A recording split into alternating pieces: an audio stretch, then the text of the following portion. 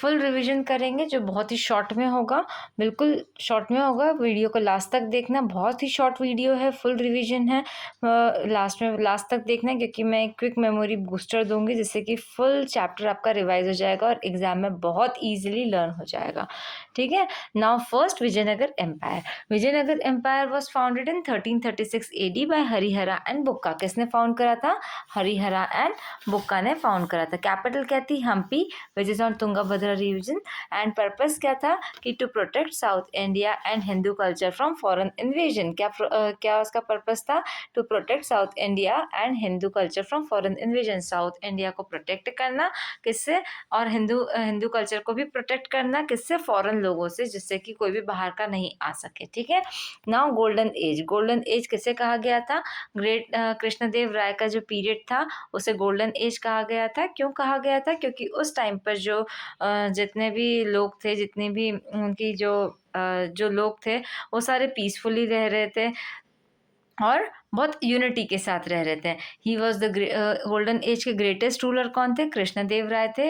Empire rich in temple, architecture and coins and trades. तो empire किससे rich था? जो कृष्णदेव राय का जो एम्पायर था, that is the Vijayanagara empire. वो किससे रिच था? टेम्पल आर्किटेक्चर से, कॉइन से एंड ट्रेड से। टेम्पल आर्किटेक्चर्स में क्या था कि उन्होंने रामायण के स्कल्पचर्स बनवाए थे। ठीक है। कॉइन्स बनवाए थे उन्होंने, और ट्रेड, अच्छी खासी ट्रेड इम्पोर्ट एक्सपोर्ट वो करते थे। उनकी स्ट्रॉन्ग मिलिट्री थी। ठीक है। Now administration. King was supreme authority. Administration में हम देखेंगे तो सबसे पहले क्या था कि किंग को सारी अथॉरिटी थी, सबसे ऊंची अथॉरिटी किंग को थी। Empire was divided into provinces, each ruled by governor. और एम्पायर किस में डिवाइडेड थे? प्रोविंसेस में डिवाइडेड थे। और किससे कौन रूल करता था? गवर्नर्स। और provinces was divided into nadus ना। प्रोविंसेस को मंडलम भी कहते हैं। Mandalam was divided into nadu, nadu was divided into grams. Okay. So revenue system, mainly land revenue and trade taxes. Okay.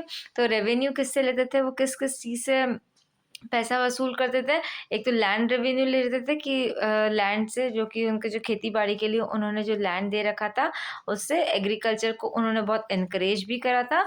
और ट्रेड जो इंपोर्ट एक्सपोर्ट होती थी उस ट्रेड से टैक्सेस लेते थे। Okay. Now Bahmani kingdom. Bahmani kingdom किसने फाउंड करा था? Founded in 1347 AD by Alauddin Hasan Bahman Shah. किसने फाउंड करा था? अलाउद्दीन हसन बमन शाह ने, हसन गंगू ने। कैपिटल गुलबर्गा, और बाद में क्या कहा गया था? बिदार कहा गया था। कैपिटल क्या थे? गुलबर्गा, और बाद में बिदार। ओके।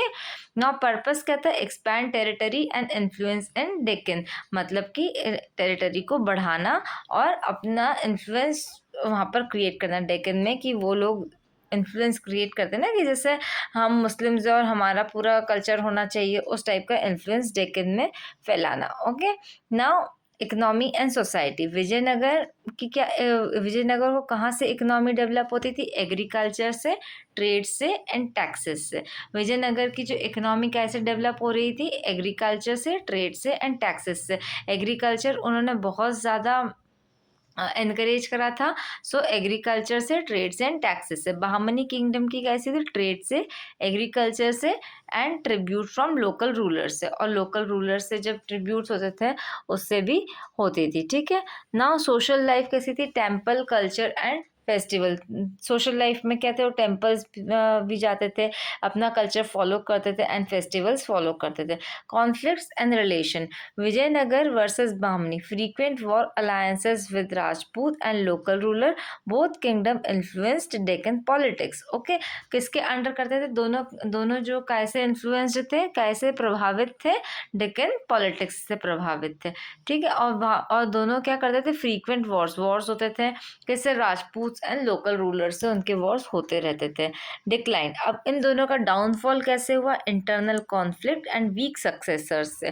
जबकि अंदरूनी जो उनके लड़ाई झगड़े थे, अंदर के घरेलू जो लड़ाई झगड़े थे, कि थॉन के लिए लड़ाई हो रही थी, या फिर जो जितने भी अंदर अंदर की जो लड़ाइयाँ हो रही थी, और वीक सक्सेसर्स थे, मतलब कि उन्होंने बाद कोई भी जो सक्सेसर था, मतलब कि उनके बाद जो आने वाला था वो भी अच्छे से रूल नहीं कर पाया, पूरे एम्पायर को नहीं संभाल पाया, एडमिनिस्ट्रेशन नहीं संभाल पाया, तो वो वीक सक्सेसर कहलाते हैं। तो विजयनगर की मेजर डिफीट थी, defeat at battle of Talikota 1565 में हुई। और बहमनी की जो किंगडम की जो था डिक्लाइन हुआ था, वो क्यों हुआ था कि it was split into Deccan sultanates, मतलब इतना कॉन्फ्लिक्ट था कि वो धीरे धीरे डेक्कन सल्तनेट्स में स्प्लिट हो गया। 5 डेक्कन सल्तनेट्स में स्प्लिट हुआ था, आपने पहले वाले पार्ट में मैं पढ़ा चुकी हूँ ना। क्विक मेमोरी बूस्टर, और क्विक मेमोरी बूस्टर के लिए हमें क्या है कि फुल जो हमारा चैप्टर है वो एक मेमोरी बूस्टर्स की तरह हम लर्न कर सकते हैं। फुल चैप्टर इस मेमोरी बूस्टर में कवर हो जाएगा। ओके, तो एक मेमोरी बूस्टर क्या है? Happy hungry kings 8 big dates. Happy hungry kings 8 big dates. So happy hungry क्या है? Happy hungry, Harihara and Hampi. Harihara and Bukka was the founder. Hampi is the capital. Kings is the Krishnadev Rai. A is administration.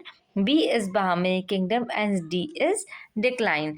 So इसमें आपका full, अगर आप इस word को याद रख लोगे, दैट इज दिस एंटोनिम को याद रख लोगे, happy hungry king 8 big dates, इसे याद रख लोगे तो क्या होगा कि आपका फुल चैप्टर पूरा कवर हो जाएगा और आपको लर्न हो जाएगा।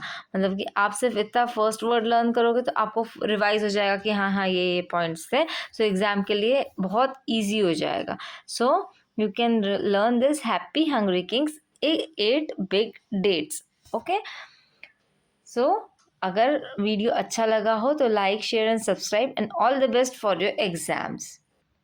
नेक्स्ट वीडियो में हम 10 मार्क्स क्वेश्चंस देखेंगे and important questions for examination देखेंगे। ठीक है, कि एग्जाम में कौन कौन से बहुत इंपॉर्टेंट क्वेश्चंस आते हैं। ठीक है, तो नेक्स्ट वीडियो देखना मत भूलना, प्लेलिस्ट में जाकर सारे वीडियोस चेक करना। ठीक है, okay, take care, bye bye.